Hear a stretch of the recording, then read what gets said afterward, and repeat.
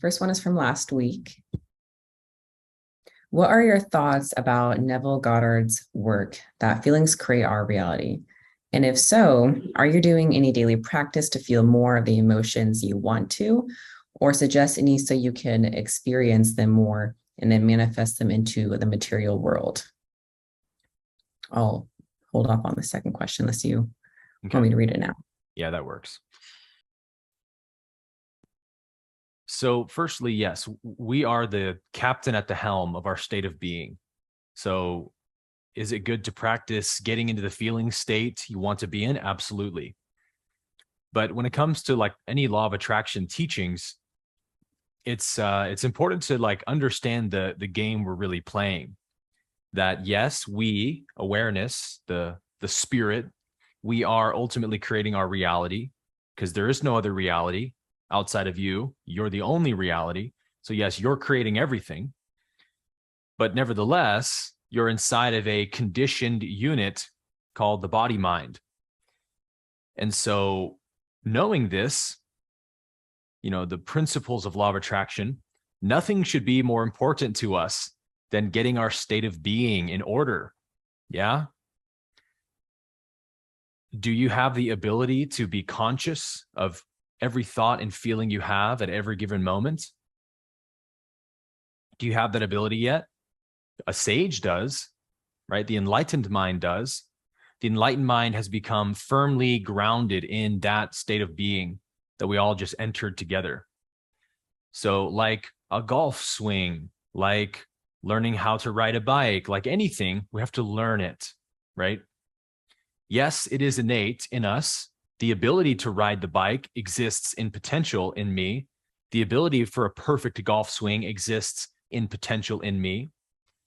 But the source seems to want to play this game that it has to slowly and gradually learn it and know it piece by piece, bit by bit, and gradually work itself into that state rather than just snap, now I'm in the state.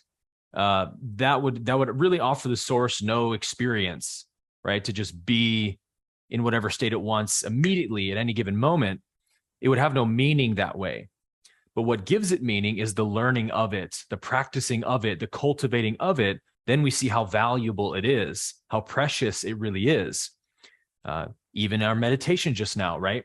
You've always been that state of being. Every second of your incarnation here, that has been pulsating inside of you, that pure, beautiful, pristine awareness that when you touch it, it's just complete clearness, complete bliss, complete groundedness in reality. It's everything you want. And yet you've overlooked it your whole life. So when we get still and present and we slow things down and connect with what's here, we see, wow, this really is my being is very sacred and beautiful. I never noticed how sacred it is. I never noticed what a miracle it is to exist, to be aware, to have sentience. Like these things should be shocking us, right? At every moment. How am I existing in this incredible 3D universe? We should always have that childlike view of it. And the sage does, but it has to be cultivated, right? It wouldn't have any meaning if we didn't have to cultivate it. And so this is also true with our state of being, creating our reality and these things. Until you have the ability to be completely aware of every thought and feeling that arises in you, and you can have that choice point, that inner discrimination of, is this beneficial to the state of being I'm trying to cultivate or want to be in? No, then I ignore it. I'm not going to give voice to this thought. Is this thought beneficial to my state of being? Yes, this is a loving thought. I'll give voice to it. If you don't have that ability to be that present with what's arising inside of you, then nothing is more important than that, right? Nothing matters more than that, because that means until you have that ability, your autopilot mind is going to be creating lots of reality for you. So when we ask the question of, is it good to practice, like sit down, do a visualization? Totally. That's also a way of practicing your state of being. But my point is sort of, let's not get it twisted of what's more important. Let's not be so absorbed in, let me create the most perfect reality, life situation possible, best job, best husband or wife, best career, whatever. None of that stuff will actually serve us because those things naturally flower from a beautiful state of being. So this is why Jesus said, seek first the kingdom, and all of these things will be added to you. When your state of being is completely grounded in truth and reality, peace of mind, then you're not a match to any creations that are out of that vibration anymore. So all the bad reality creations from the autopilot mind no longer happen. No unconscious creation happens anymore. And then if you are interested in a great job or whatever partner, then you totally can manifest that stuff as easily as snapping your finger. And even the time between the desire for something and its manifestation gets extremely short in that state of being. But a lot of times we find that when we connect with the peace of our real nature, the peace of knowing I am everything, like really hard to want something. You're so absorbed in that and so satisfied in that, that then reality sort of creates things for you. You just find beautiful things are appearing in your life. You never really even asked for them, but they match your state of being. So the universe has to bring them to you. It's the law of attraction, like a magnet. Anything you come near, if you're a negative magnet, any positive magnets are going to be attracted to you. It's sort of like that. We just walk through life attracting beautiful things and even attracting experiences where we can be of service and help others. All of these things come into our field naturally by our own self-radiance. So let's make nothing more important than practicing being in our chosen state of being at every possible moment and using every circumstance in life to practice that state of being, because that's where the cookie crumbles. Yeah. When you are triggered by an unconscious comment from your partner or a person at the store or whatever, how do you respond? Do you pause from the reactivity and say, wait a minute, a lot of anger wants to come out at this person, but I don't want to be in that state of being. Let me take a moment of mindfulness and decide how I want to respond to this situation. I want to respond with forgiveness and peace of mind. And so you find a response in you that matches your state of being more, and you let that come out consciously and mindfully. That is the power of cultivation. That's how it happens, is willing determination in every moment to be in your chosen state of being. That's mastery. And it only happens by practicing it. Meditation is a great aid. Mantra repetition is a great aid, but there's no practice like your life catalysts. So as I always say, life is the sadhana. Life is the ultimate spiritual practice based on how you're showing up in your life. So we can go to the second question when you're ready. My question concerns spiritual intelligence and the ability to maintain and sustain the higher levels. I feel that I drift through momentary glimpses of the higher levels, but I'm unable to stay there for very long.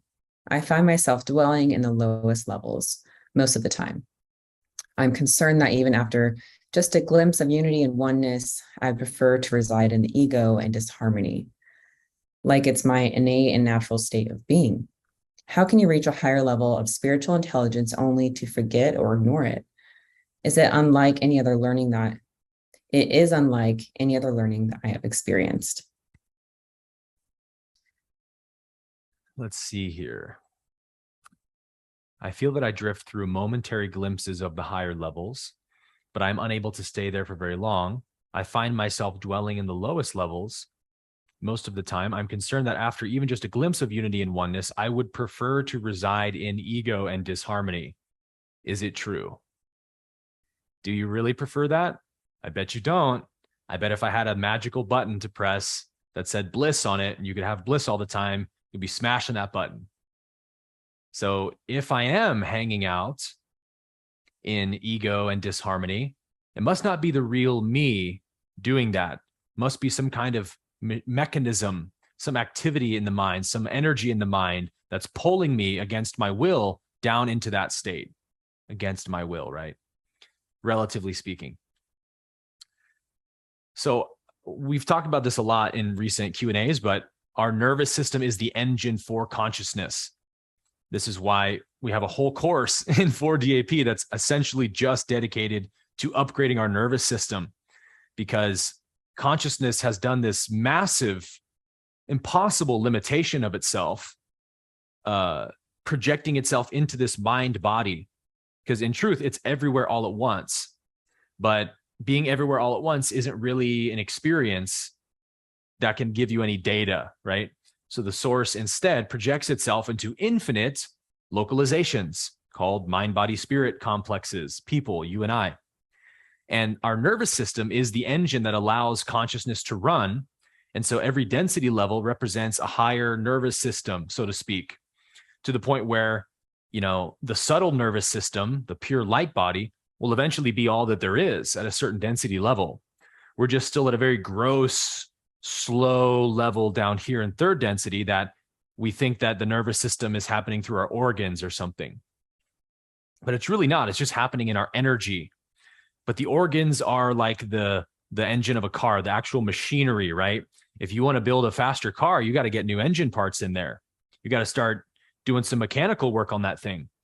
So likewise, this is why we can't sustain our natural state, which is always vibrating up here with the higher self in pure bliss, pure joy, because our engine doesn't have the horsepower to be at that level for very long.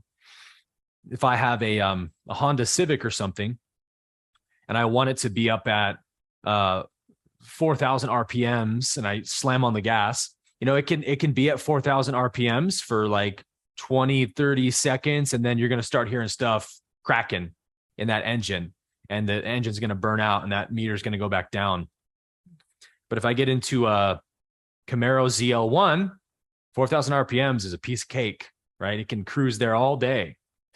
So can you see your nervous system like that? That yes, my natural state is bliss, but that's such an incredibly high vibration comparatively to this level that I've got to work on my physical vehicle to sustain that level of energy, because it's a lot of energy, right?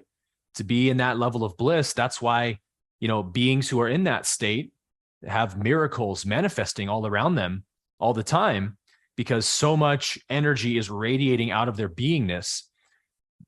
So we can get to that level, but it has to be, as seems to be the theme today, cultivated, right? We have to work our way there. So that's why we do the Kriya and all the advanced yoga practices we're going to talk about in 4DAP. And beyond that, even just the mindfulness, meditation, awareness, everything we do for a spiritual purpose is improving and upgrading our nervous system, purifying it from all these toxins, spiritual toxins, traumas, resentments, identities, attachments. We're purifying these blockages and opening the gateways in that engine to let more energy flow through, which we know is fourth density energy. So it's a gradual process. We have to be patient with ourselves.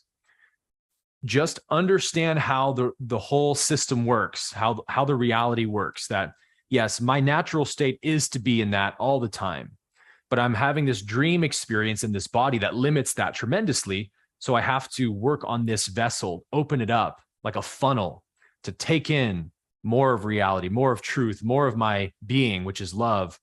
And then I can actually be in bliss all the time, even if it's just subtle bliss.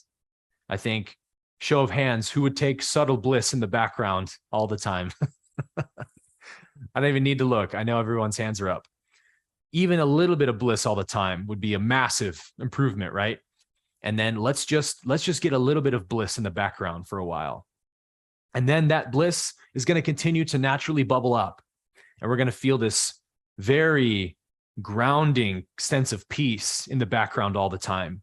And we find, wow, I've just like lost the ability to react to life, to people. You know, like if somebody gets in my face and screams at me, my heartbeat doesn't even go up. Like what happened? Where'd the reactivity go? Well, you've increased your nervous system's capacity to be in higher levels of energy. So it doesn't get drawn and sucked back down into the lower levels anymore. And man, that makes the journey so worth it, you guys.